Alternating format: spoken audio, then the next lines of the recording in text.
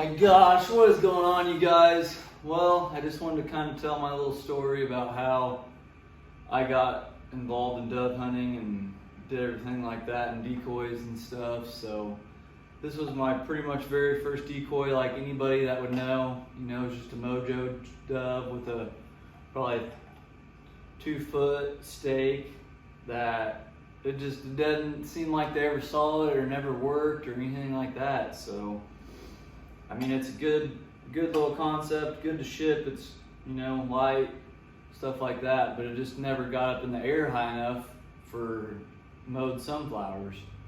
So I definitely needed to find a new way. I just needed to find a new way to get taller and taller. Anyways, I worked at an ag co-op in college, and they had these seed signs. So I was like, yeah, I'll just take a seed sign and make it taller, because you can extend it. See, you can extend it out, make it farther, shorter, whatever you want to do. But it was hard to get in the ground because I never had these things welded right here.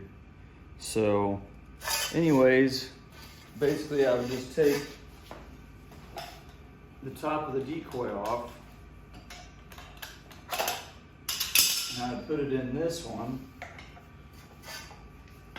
But I think that's what I did. I left it in the top of this one and bolted it to this stand right here, like this. So I left it in the top of the original mojo stake, and then put it through here where the eyelet was, and then bolted it in. Well, for me, it just moved around too much. It made too much noise. So I was like, well, is there something ever better?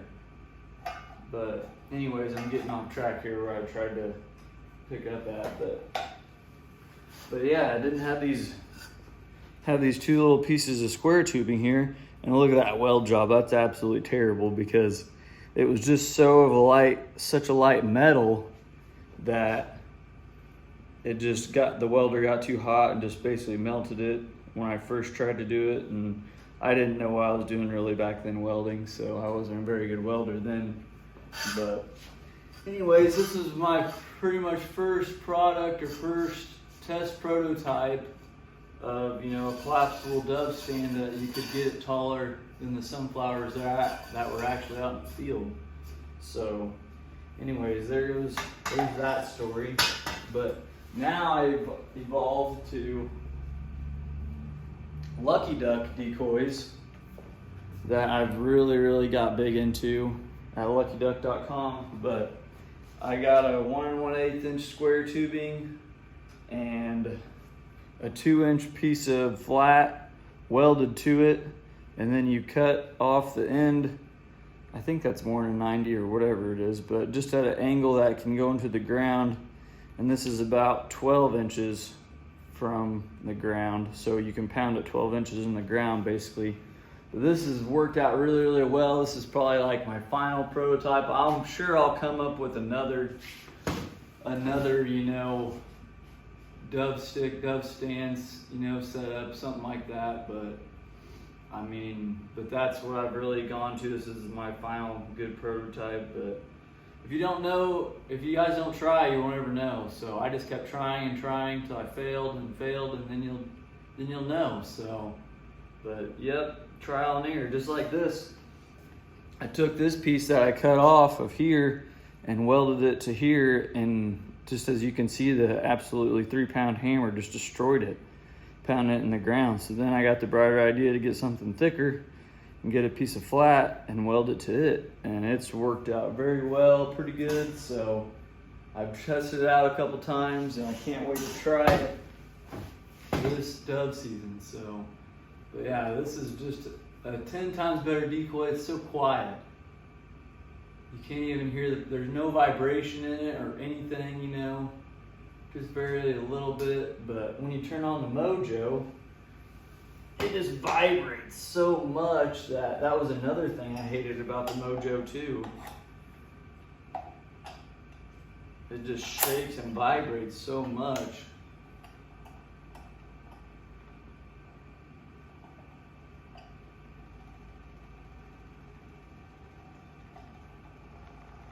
See, you can hear it. And I always thought that would scare them, just that much vibration.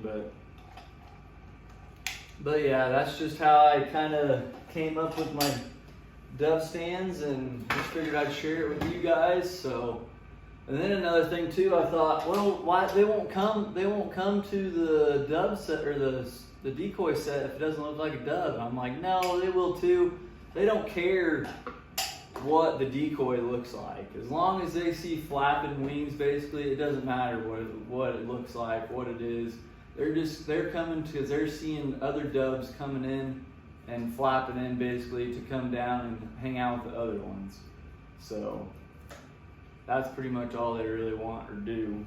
But then I started to get on YouTube, and I started to watch a lot of pigeon hunters, because I wanted some decoys that actually, were just standstill and not just mojos. So I found these.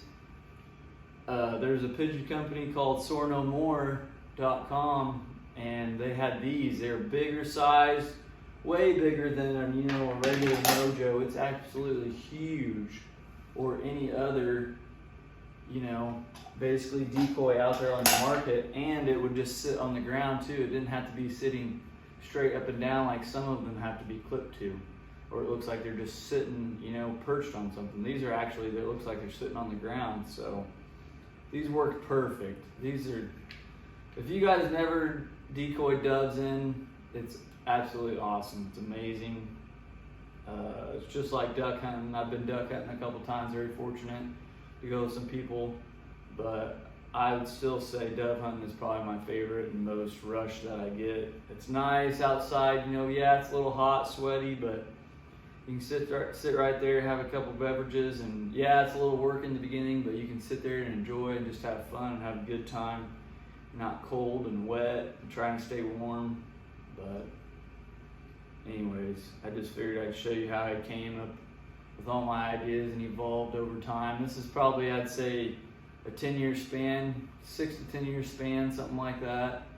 That it took me a while to figure out all this, so I figured I'd just help you guys out. In the past 6 to 10 years it took me, I'll help you guys out here in 5 or 10 minute videos. So hopefully you guys like this video. Subscribe. Go get you some Lucky Duck decoys, the mobile flasher, and get out there and start hunting doves this September. So thanks for watching, you guys. Like and subscribe my channel, and we'll see you another time.